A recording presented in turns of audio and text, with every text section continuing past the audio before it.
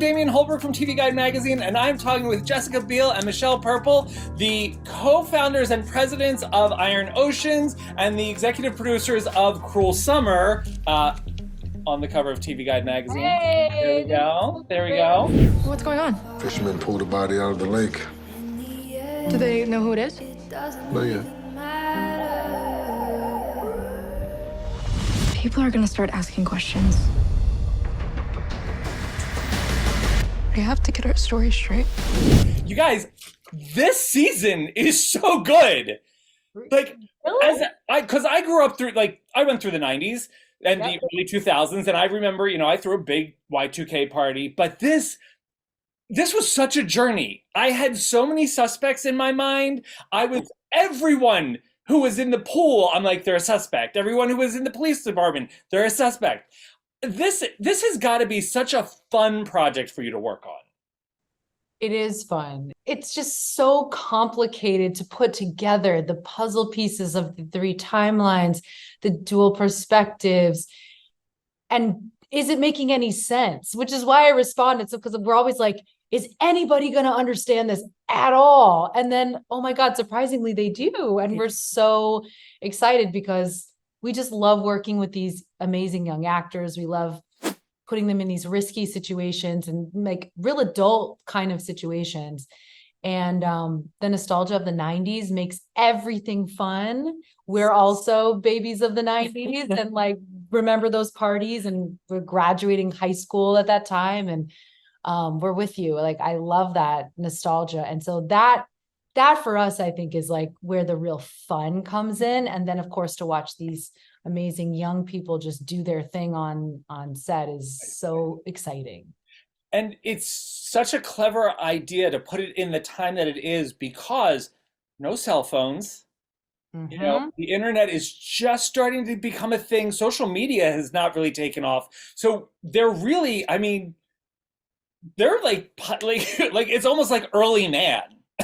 Yeah, well, it does complicate a mystery because we have other projects that do have some mystery in it. And, when you have Google search and Facebook, you can't be, or even your cell phone, you can't go missing nowadays. Like, in the sense of, if you don't return my call, I'm like, I know you're holding your phone. Yeah. Exactly. Right. If you used to be able to say, I didn't get your voicemail on your answering machine. That doesn't happen anymore. So I still leave voice messages. Oh, wow. I think that was on a TikTok saying that. Should I not say that out loud? I don't know. You could end up as a TikTok. Yeah. No. But no, it really was, especially because it was, having grown up and been covering TV for so long, it took me back to that time where you had to watch a show and really study what they were doing, because all of the things that Isabel talks about doing, the countries, the things, the events, the locations, all that stuff, that could also easily be solved by just Googling and looking at her Instagram feed, right? So we, as the viewers, had to go with, is she telling the truth or not? And then you don't really get to know until a specific character shows up and confirms that, yes, that was the life she lived before she came to town. It's really, and also, I know Iron Oceans was developed to really give voice to young female stories. And you could not have gotten two better female like, these girls are so good. Like Lexi, I've been watching her, since she was a child, but Sadie is so watchable. So watchable. We're so grateful. We found them.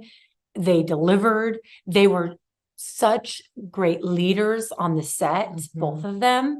And it really sets a tone, right? And especially with this show that's so complicated, and you're switching from timelines, and you're switching, these, and it was something when we came across Cruel Summer season 1 and started developing it, what we loved about it is we gave these women opportunity to play 3 different roles, right? They got to really dive it's the same character, but really 3 different parts of that character.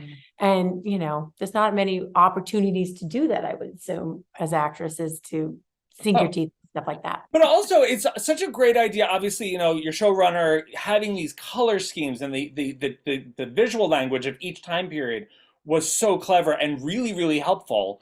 But for you guys also, it must be really cool to get the chance to work with a different person each year because they are different stories and they're different casts and they're different tones. Yes. Yeah, no, regarding the color timing, we thought it's really important because this is a show you have to actively watch.